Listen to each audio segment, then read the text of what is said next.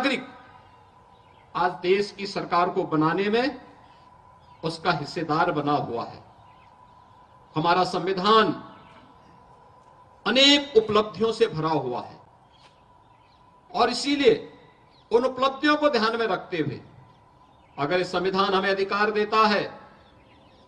तो हमारे कर्तव्यों के प्रति भी हम सबको आग्रही बनाता है। आदरणीय प्रधानमंत्री जी ने पूरे देशवासियों का इसी बात के लिए आह्वान किया है कि जब ये देश 2022 में अपनी आजादी का अमृत महोत्सव मना रहा था तो उस अमृत महोत्सव वर्ष में उन्होंने देशवासियों का आह्वान किया था कि आगामी 25 वर्ष की एक व्यापक कार्य योजना को लेकर के हमें आगे बढ़ना होगा। इन 25 वर्षों में हम कैसा भारत चाहते हैं, यह हम सबके संकल्प को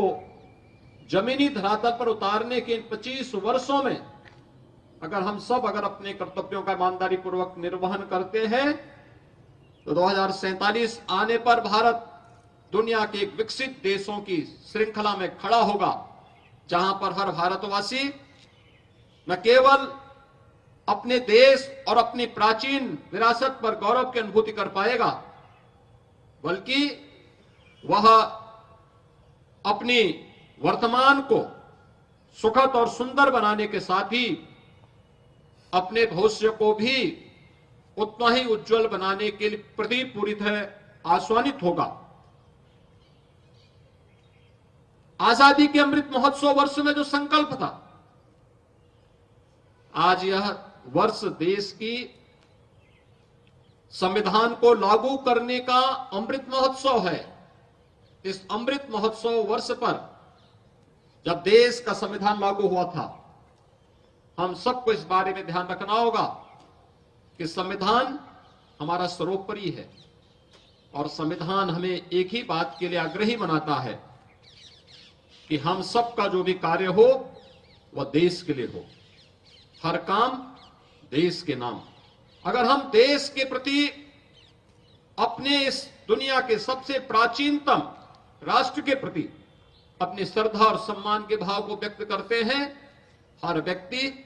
हर जाति, हर मत, हर मजहब, हर संप्रदाय इस देश के अंदर अपने आप को सुरक्षित महसूस करेगा। आजादी का अमृत महोत्सव के उपरांत आज हमें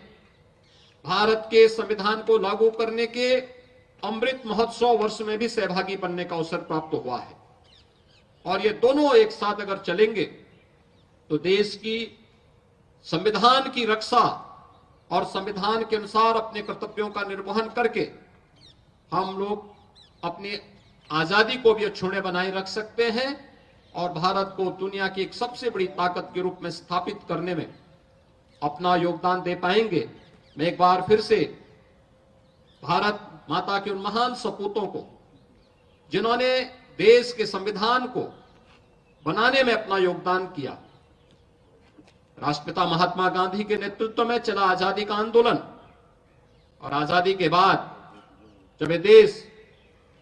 अपने संविधान निर्माण के लिए आगे बढ़ा था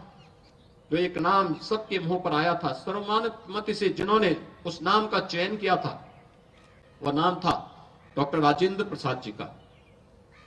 राजेंद्र प्रसाद जी ने देश के संविधान को सभी संविधानविदों, स्वतंत्रता संग्राम सेनानियों और विशेषज्ञों के साथ मिलकर के जो स्वरूप प्रदान करने में और उसकी विभिन्न बैठकों में तमाम प्रकार की मत भिन्नता के बावजूद